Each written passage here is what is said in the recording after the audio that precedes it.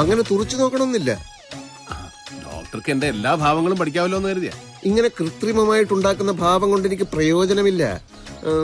ആ കാലെടുത്ത് വീപ്പയുടെ മുകളിൽ വെച്ചോളൂ. ബോഡി അങ്ങോട്ട്, മുഖം ഇങ്ങോട്ട്. അത് തന്നെ.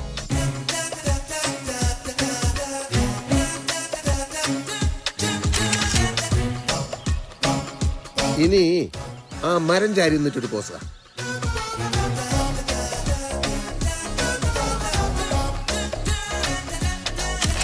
ഈ വേഷത്തിൽ അണ്ണനെ കാണാൻ നല്ല എടുപ്പാ. ആണോ? ആണോടെ കണ്ടപ്പ സിനിമ നടന്മാരും തോറ്റു. പറഞ്ഞിട്ടെന്ത് കാര്യം? പല്ലുപോയ സിംഹമല്ലേ ഞാനിപ്പോ. ഡോക്ടറെ, എന്തായാലും ഇന്ന് എനിക്ക് വളരെ സന്തോഷമായി. ഡോക്ടർ എന്റെ കേസ് സീരിയസ് ആയിട്ട് എടുത്തല്ലോ. എന്ന് ചികിത്സ തുടങ്ങാം? അതിപ്പോ നോക്കട്ടെ, ഞാൻ ചിലപ്പോ ഒരാഴ്ച. അത് എങ്കിൽ പിന്നെ ഞാൻ പോട്ടെ. ഓരോ കോപ്പി എനിക്കൂടെ തരണം. ബോറടിച്ചിരിക്കുമ്പോ എടുത്ത് നോക്കാമല്ലോ. ജബ്ബാറെ, ഡോക്ടറെ കൊണ്ട് വിട്ടോ. വാ.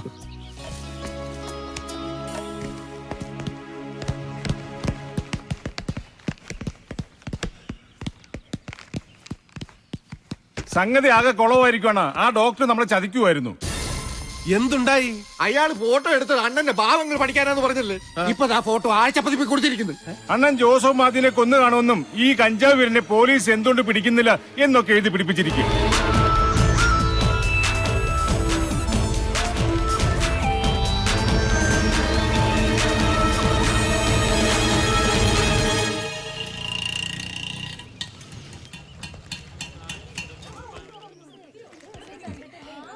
നമസ്കാരം.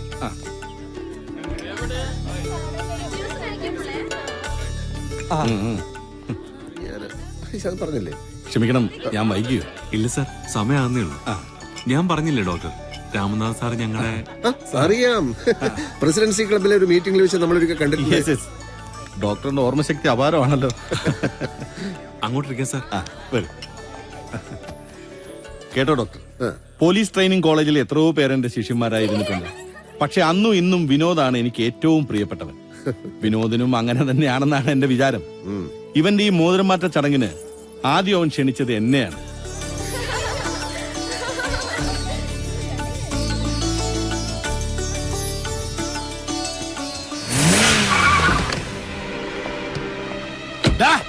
ഡോക്ടറെ, ഡോക്ടറെ, ചതിയ, വഞ്ചക, എന്നെ പറ്റി അനാവശ്യം എഴുതിക്കാൻ അതാണ് എന്റെ ഫോട്ടോ എടുത്തത് അല്ലേ? ഒരുപാട് പേരുണ്ടല്ലോ ഇവിടെ. ആരെങ്കിലും ചത്തോ? എന്താ നിങ്ങക്ക് വേണ്ടത്? ആ, ഇത് നമ്മുടെ നാർക്കോട്ടിക് അല്ലേ? കഞ്ചാവ് പിടിക്കാൻ കാട്ടിലോട്ട് വരുന്നെന്ന് പറഞ്ഞിട്ട് അവിടെയും കണ്ടില്ലല്ലോ. ഓ, അത് ശരി. താനും ഡോക്ടറും കൂടെ പ്ലാൻ ചെയ്തിട്ടാണല്ലേ എന്നെ ഒരു കൊലപാതകയായി ചിത്രീകരിച്ചത്? ഇവിടെ ഒരു ചടങ്ങ് നടക്കുകയാണ്. ഇവിടേക്ക് നിങ്ങളെ ആരും ക്ഷണിച്ചില്ലല്ലോ. ക്ഷണിച്ചെടുത്ത് ഞാൻ പോവുകയില്ല, ക്ഷണിക്കാത്തടത്ത് പോവുകയും ചെയ്യും. ആ ഡോക്ടറെ ഇങ്ങോട്ട് വിളിക്കുക. അയാളുടെ ഭാവി ഇന്ന് ഞാൻ തീരുമാനിക്കും. ഇറങ്ങണം മിസ്റ്റർ. ഇറങ്ങിയില്ലെങ്കിൽ ഇറക്കി വിടും. എങ്കിലാവുന്നു കാണണമല്ലോ. കാണണ്ടോ? ഇറക്കി വിടറോ? ഇറക്കി വിട്. ഇറക്കി വിട്.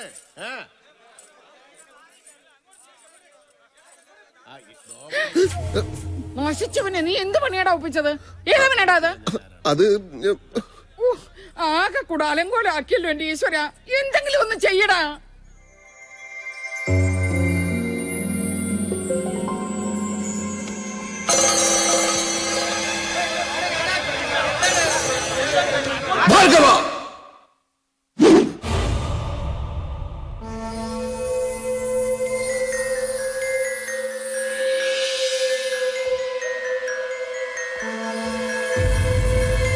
മനഃശാസ്ത്ര ഡോക്ടറാണ് പറയുന്നത്.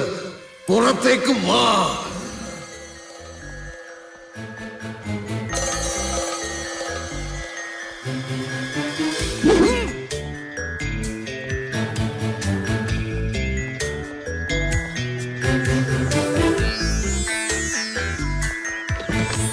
വണ്ടിയിലേ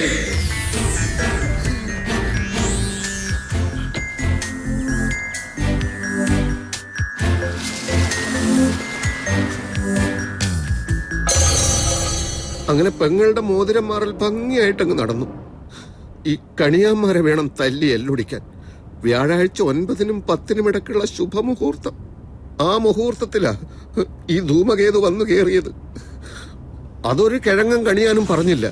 എന്റെ ജാതകത്തിലാണെങ്കിലോ അടുത്ത 5 കൊല്ലത്തേക്ക് വച്ചടി കയറ്റം. ഇതാണോ കയറ്റം? പിണ്ണാക്ക്. ആ ജാതകവും ജാതകം എഴുതിയവനെയും ചുട്ടുകരിക്കണം. ദൈവത്തിലുള്ള വിശ്വാസവും പോയി. അങ്ങനെ ഒരാൾ ഉണ്ടായിരുന്നെങ്കിൽ ഈ മാരണത്തെ എന്റെ ജീവിതത്തിലോട്ട് കെട്ടിയെടുക്കുമായിരുന്നു. എന്തിനാണോ വീട്ടിൽ കയറി വന്ന് ഈ ചടങ്ങ് കലക്കി കളഞ്ഞത്? എടോ, തന്നോടാ ചോദിച്ചത്. ഞാനിതിപ്പോ എവിടെയാ? താനിപ്പോ ഇന്ത്യൻ നാഷണൽ കോൺഗ്രസിന്റെ വട്ടമേശ സമ്മേളനത്തിൽ പങ്കെടുത്തോണ്ടിരിക്കുക. ഗാന്ധിജി, നെഹ്റു ഒക്കെ തൊട്ടടുത്തിരിപ്പുണ്ട്. ഓടിക്കൊണ്ടിരിക്കുന്ന ഒരു വാഹനമല്ലേ ഇത്? ഞാൻ എങ്ങനെ ഇതിനകത്തെത്തി? ഡോക്ടറല്ലേ? അല്ല, ഒരു വഴിപോക്കനാ. അല്ല, ഡോക്ടർ തന്നെ. ദ്രോഹി. എന്റെ ഫോട്ടോ എടുത്തത് പത്രത്തിൽ കൊടുക്കാനായിരുന്നല്ലേ? ആരാടോ ഈ അനുപമ ശിവദാസൻ? അവൾ ഇനി എന്നെ പറ്റി എഴുതാനൊന്നും ബാക്കിയില്ല. അതോ താൻ തന്നെ എഴുതിട്ട് വേറെ പേര് വെച്ചാണ്?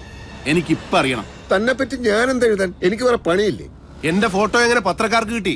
അത് ഫിലിം വാഷ് ചെയ്യാൻ സ്റ്റുഡിയോയിൽ കൊടുത്തിരുന്നു. അവിടെ നിന്ന് ചോർന്നതാവും. ഏത് സ്റ്റുഡിയോ? എന്റെ ക്ലിനിക്കിൽ ജോലി ചെയ്യുന്ന അലിയുടെ കൈവശ ഞാൻ ഫിലിം കൊടുത്തയച്ചത്. എന്നിട്ട് അലി എവിടെ? അലി ഇന്ന് രാവിലെ മരിച്ചുപോയി. ഭാർഗവനോട് കളിക്കരുത്.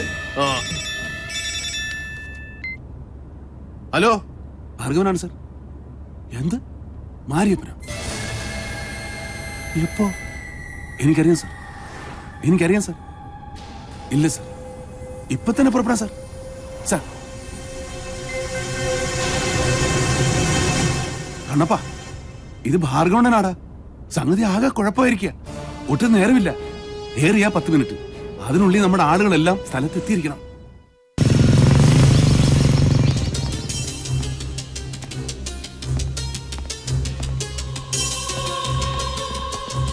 എല്ലാവരും എത്തിയോളൂ. ശിവൻകുട്ടിയും കുഞ്ഞുമോനും തോമാച്ചനും ഒക്കെ എല്ലാരുമായി. എന്നാ കേട്ടോളൂ, സംഗതി ആകെ ഗുരുതരാവസ്ഥയാ.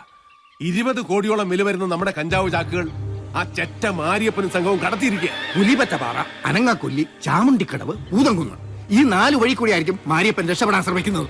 രക്ഷപ്പെടുന്നതിന് മുമ്പ് മാരിയപ്പനെ പിടിച്ചില്ലെങ്കിൽ ചാമുണ്ടിക്കടവ് ഭാഗത്ത് പോലീസ് ശല്യമുള്ളതുകൊണ്ട് ആ വഴി സാധ്യതയില്ല. പൂതംകുന്നിലെ പുഴയിൽ വെള്ളം കയറിയതുകൊണ്ട് ആ വഴി കൂടെ രക്ഷപ്പെടില്ല. എങ്കിൽ പിന്നെ മറ്റു 2 സ്ഥലങ്ങളും ലക്ഷ്യം വെച്ചുകൊണ്ട് നമുക്ക് ഉടനെ നീങ്ങണം. ആവശ്യത്തിനുള്ള ആയുധങ്ങൾ എടുത്തോളൂ. പിന്നെ അവിടെ ചെന്നിട്ട് ബോംബില്ല തോക്കില്ല എന്ന് പറഞ്ഞു കളയരുത്. ഇയാളൊന്നും വന്നേ. എന്റെ കൈയും കാലും കടന്ന് പറിക്കുന്നു. മാരിയപ്പൻ ഞാൻ എങ്ങനെ നേരിടും? അവൻ ചില്ലറക്കാരനല്ല. വേറെയും കുറെ പേരുണ്ടല്ലോ. ഭാർഗവം പോകണ്ട, അവരെ അയച്ചാ പോരെ? ഞാൻ പോകാതെ വല്ല തിരിച്ചറിയും സംഭവിച്ച സമാധാനം പറയേണ്ടവൻ ഞാനാ. ആരോട്? മുകളിലുള്ളവരോട്. അതാരാന്ന് ചോദിച്ചത്? അതാരോടെന്ന് അറിഞ്ഞാലും എന്റെ പ്രശ്നത്തിന് പരിഹാരമാവുമെന്നാണോ? ഭാർഗവന്റെ പ്രശ്നത്തിന് പെട്ടെന്നൊരു പരിഹാരം എന്റെ കയ്യിലില്ല.